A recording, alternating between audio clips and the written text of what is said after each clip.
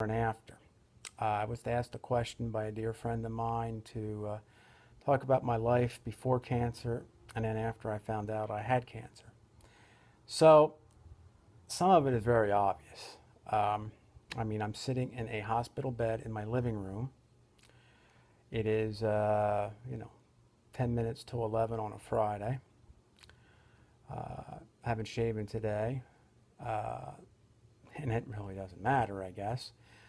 You know, last year this time I would have been at work. Looking forward to retiring, even though it was 10 years away. Now that I'm retired, it's not the way I wanted to retire. It's not what I hoped retirement would be. Uh, from a physical standpoint, my life after cancer, after I found out I had cancer, uh, even before that, because, I hadn't been feeling well for a couple of weeks before I was diagnosed, changed dramatically. During my treatment stages, life was just horrible. I had no physical activity whatsoever. In bed sleeping. Um, you know, Prior to cancer, I was a fat guy, but yet I was pretty active. Did things around the yard, went out, got down, and caught a lot of pitches from my son, even though they were starting to hurt me a little bit because he was starting to throw harder. And it didn't stop me, from enjoying life too much. Although, when I went to a restaurant, it was tough for me to get in a booth. Amusement park rides weren't any joy. Didn't always fit in them. So in a sense, we all have prisons that we live in. Before cancer, I had issues with forgiveness. Before cancer, sometimes maybe I had issues with, dealing with people. For the most part, I got along well with people. Uh, but, I would come home from events and, I would talk to my wife and I'd be like, oh, that so and so, he just drives me crazy. He brags, you know, he, he knows everything, or, maybe it's, he's cheap, or he doesn't want to do this or do that, whatever. We all have those issues with people, and I was very judgmental. Um, so it, it held you back, So, in a way, now my prison is more physical in the sense that I can't do things.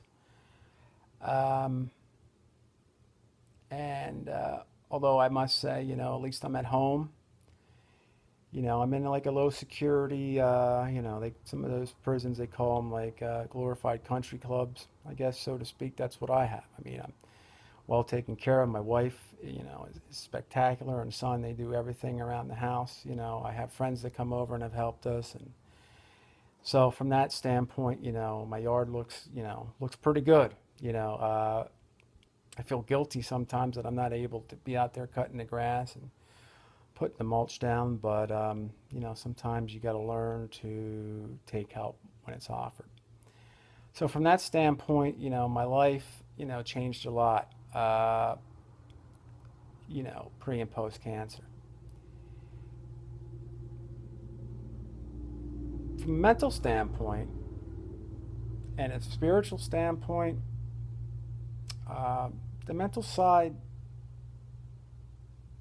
while I'm at peace, it's tough.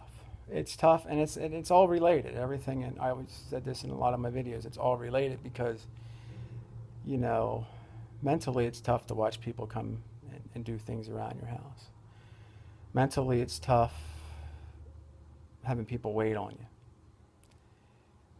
You know, to kind of get your food and to take care of like little things that you used to do. Sometimes I just don't have the strength and the energy to go into my little office and pay my bills. So, my wife will get the checkbook and we sit down and sort of do them together, which in a way is good because when, something happens to me, she'll have some experience in taking care of that. What the bottom line is,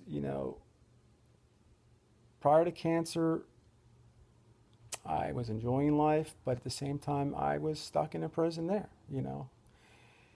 And I think we all have them. So that's why I like doing these videos, because I feel if I can give you some advice and you're in great health,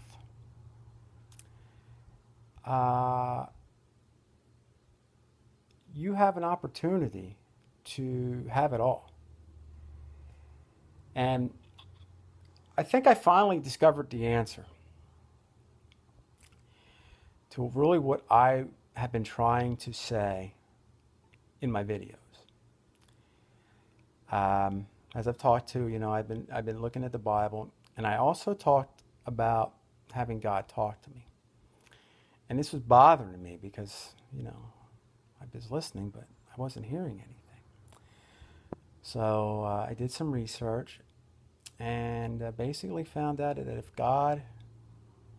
if you want God to talk to you, read the Bible. And so last night I finished up a couple books that I wanted to read in the Old Testament, and I started reading Paul's letter to the Romans. And Paul talks about living within the Spirit and not living within the flesh. And it hit me. That's been the biggest change in my life pre and post cancer. Prior to having cancer and being diagnosed with it, I was living in the flesh. I let all those humanly things bother me. I worried about money. I worried about, you know, getting things done around the house. And I worried about, you know, everything. They go to a baseball game and to enjoy my son and, you know, watch him play. And I was never one of those dads that, you know, I never got on my son if he had a bad game or anything like that, or things, you know, if he struck out. But yet, deep down, it hurt. Even though I knew that, you know, in life you gotta have some losses, you gotta have some, you know, things where you're not successful at, because you learn lessons from that. I knew that, but yet it still hurt. And you know, I guess I was hurting for him. So, you know, the bottom line is now when I go to a game, I just enjoy the fact that he's out there playing, that he's, you know, having fun, and that he's using some gifts that God gave him to entertain me and to entertain other people that, you know, come out to the game, you know. So, with all that being said, you know, I learned with having cancer and searching for answers and searching for peace in my mind and my spirit, that I was able to live in the Spirit rather than the flesh. So forgiveness started coming a lot easier to me. I became less judgmental. To the point now where, you know, I defend people, you know, and, you know, if someone comes over and, you know,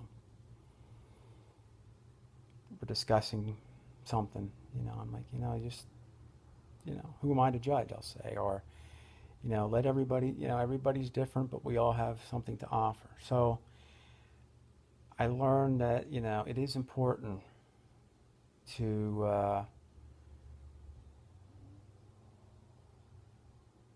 you know, look at the Ten Commandments and see what God is, how is he trying to have us live? And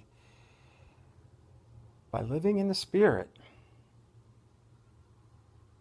I am at peace. I don't know how else to say it. And you know, and it's funny because, like, you know, I had been talking about in these videos, you know, I was wanting God to talk to me, and last night he did, you know, through Paul, one of the great saints who was, you know, who I relate to very well, who was, you know, he was a big-time sinner, a murderer. And he found God and sought forgiveness, and I should say God found him, because God knew if he did good things with the passion that he did bad things, he would be an awesome apostle. And I feel that, through these videos, that's what God has helped me do. I'm not comparing myself to St. Paul in any way, but, when I get comments back from people telling me that, hey, I needed to hear that today, that makes me feel good. It makes me feel spectacular. It gives me a greater satisfaction than I ever got out of finishing an audit or, getting my yard cut or, even paying a bill or whatever. It gives you great satisfaction knowing that maybe you helped somebody.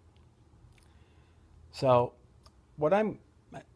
as I talked about, this is going to be my last video for a while, but what I'd like to do is have as many of you who enjoy these videos go back and maybe, we did 7 videos. So over the next 7 days, watch one each day and maybe make a couple notes and say, you know what, I'm going to try this, a little piece of advice that Randy gave me here, or I'm going to try doing this or doing that. And, sort of like, message me or something and let me know, well, this is what I'm going to try to do. And then follow up a couple weeks later and let me know how you're doing with it. Because, I just, would like to just see if, does any of this really make sense in the end. So do that. I would appreciate it if you could just, be like maybe a guinea pig. And, anything I said really didn't come from me over these videos. The Holy Spirit, God, Jesus, they were talking through me. And before I wrap up, I just want to say, from an earthly, humanistic standpoint, I have come to love so many different people who have been so good to me, so good to my family over, these last several months. You really find out who your friends are and how many friends you got when you run into some troubled water. And, you've made my journey with cancer smooth sailing because of all the things you've done and offered, the meals, the yard work that was done. Special thanks, to Ann and Zach for all they've done. It's just incredible. But and people who, in some ways we were friends, but we weren't real close friends. I mean, it's unbelievable how good human beings are, and yet all we talk about sometimes is the negative. So, with the Spirit of God, I pray for you all. Live within the Spirit, not within the flesh. Work on that concept. That summarizes everything that I've been trying to say. And, take some of this stuff and see if it can help you in your life, and let me know. Wisdom, as I talked about the other day, is only good as if you can communicate it and pass it on to someone. So, have a good weekend, and, I'm sure we'll be talking again in a couple weeks. And if you have anything you'd like me to talk about or